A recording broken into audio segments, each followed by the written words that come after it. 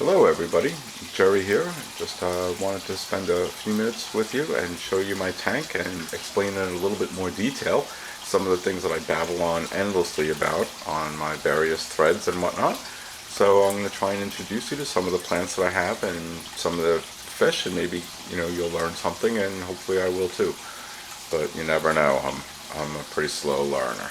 So in any event, here's the tank as a full tank shot. You can see that the tank is meant for a 360 view, that you can walk around it. I'm going to pan over here and you can see over there, and then we can walk back here and you can see that there's room in the back that you can walk. So there's about 30 inches here and here that you can see. So, all right, we'll get into some of the detail now. Okay, as we zero in on the right-hand side, the things you'll see is the grass here in front of us is dwarf hairgrass, and that is, I believe, Eliocharis parvula. I'm sure I mangled that, and I apologize.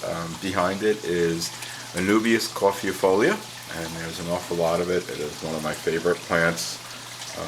You can see how the newer leaves are a different color. Let me see if I can get over here and you can see them. Here's a brand new one coming up. You can see how it looks orange or yellow. They're very distinct, and then they turn that beautiful dark green, and they have the ridges. Lovely plant. Here you can see some more of the hairgrass up close. You can see the way it forms runners. This one is not too tall, but it's several inches tall, certainly. There's one of my Atocinclus hanging out, and there's one of my mono shrimp.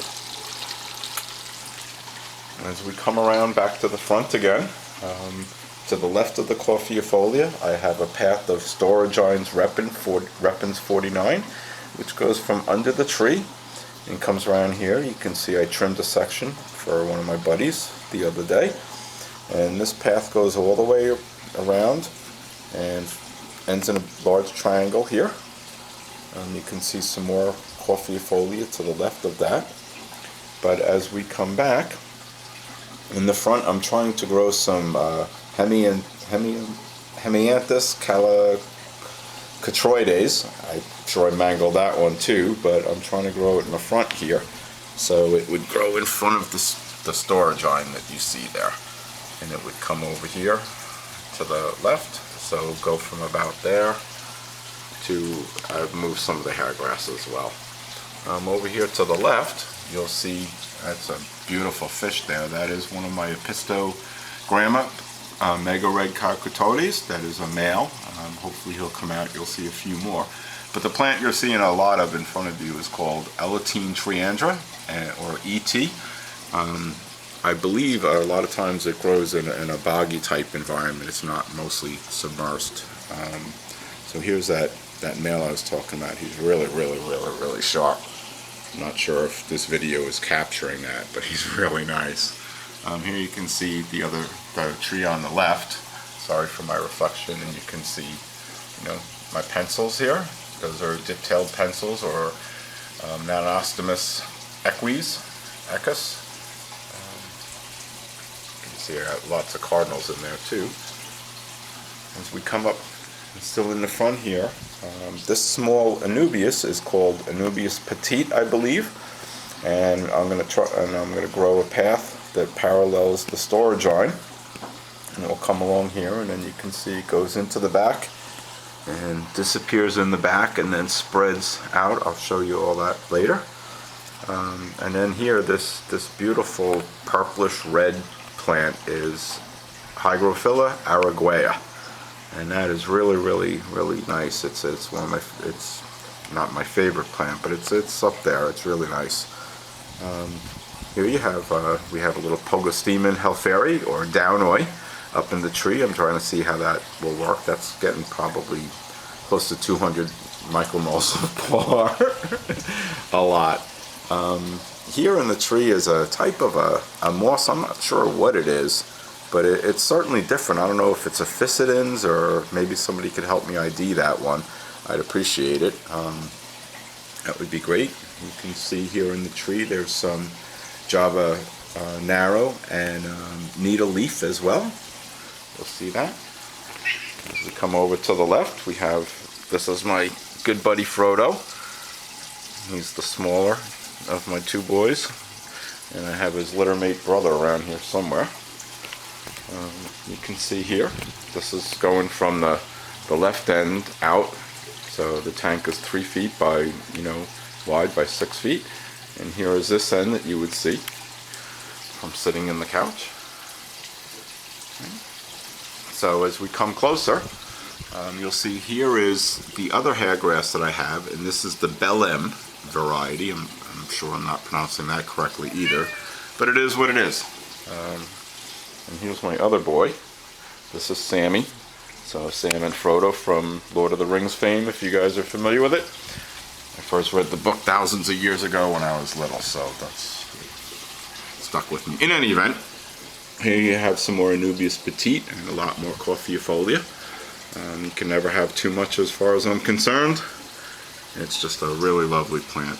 Here you can see some of the Java needle that I have. You can tell that it's a very, very needle-like leaf, if you'll forgive the redundant description, but I can't help you too much there.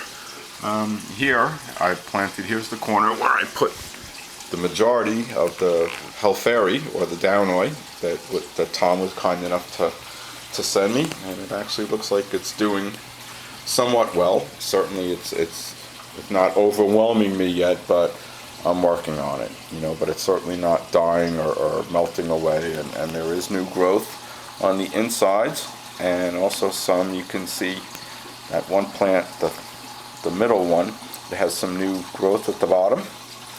So I think they're starting to spread. See here, you can see some new growth. They look pretty good. So here behind the tree, we have, surprise, more Coffeeifolia. And you can really get an idea of how the Java fern really spreads out and starts to grow. It's a really nice plant. Once you leave plants alone and just let them mature, it helps tremendously. Here you can see a slightly further apart view. Further apart, listen to me, I'm an idiot. Here you see where I'm starting a chain of Anubias petite and I believe Minima, and this is going to come all along the back wall. Well, what would be the back if I didn't have a 360 view. And you can see here, this plant will go all the way to the end, and I hope will eventually fill in. And it's doing slow, but it's a little bit, slower than some of the other plants, but that's okay. Here you can see where I have it coming up here and then through, and then there's a big section that goes there and then out to the front. So I have an awful lot of this plant, and hopefully in a couple of more weeks or a month or two I'll have a lot more. Here from the back you can see some more of the petite in the tree. This whole cradle of branches used to be full of this, but I pulled a lot of it out, and there's a big chunk of it right there, and there's some of it over there that eventually grew. Here's my Araguaia from the back. I'm not sure again if the color is coming through, but it's a really, really pretty plant. You can see really the intricacy of the branches and the beautiful wood that Tom sent me. I mean, it's just, I really have to uncover it at some point. You can really see where it's just a tremendous amount of wood, and it's just been totally covered now with mosses, and I don't think lichens would be appropriate, but it sort of looks that way, and it looks really old, and I really like it. Like this moss I think is really, really attractive. And here's the back of the left tree. This is one of my favorite areas too, because here is a batch of Java Trident, and that's a beautiful plant, I think. And here is the dwarf Bulbitis that I've had. I got this from Miriam and Henry, and it's really grown into an absolutely gorgeous plant. And you can see the Hydrocotyle. That's the Japan version. You can see a top view. I love this stuff. It grows immersed or submerged. You can drape it over anything, and it will. The way it cascades is just really, really pretty. It's a gorgeous plant. And in here in between, I put some Java Windelove. So there's very green over here. I just tripped. I'm such a klutz. Okay, so here we are on the other side now where my hardware is for the filtration. Here's my MP40. And here's a thermometer which tells me it's 74 degrees. It's been a little cooler here in Florida the last couple of days. So here's one of my outputs, and you can see the more Anubias and the ferns. And come over here and back to the corner again. So as we come here, now I'm going to try and make the fish fly around for you. And you can watch some of those for a few minutes. So there's my diptail pencils. I really like those. I wish I hadn't lost the large number that have jumped out over the months that I've had them. I'm down to about 2 dozen, but man, they're great fish. They're beautiful. They school well. They feed well. They get along with everything. Here's my large school of cardinals. I know there's close to 300 of them. I don't even know anymore, but somewhere around there. And you can see, here's my rummy nose. There's a bunch of them right there. They're a little hard to see in front of the Araguaia, but not doing too bad. I apologize again for all the reflections. And that's about it. Here you can see this is the constant surface ripple that I have all over the tank. You can see that I actually prefer a lot. I'd rather err on the side of caution and have too much than not enough. And you can see over on the other side, I also cause a lot to go down. So, that's really about it. Sorry for babbling on this long, but I thought it might be fun for you to see some of this and understand what I'm constantly going on about in the threads. All right, later.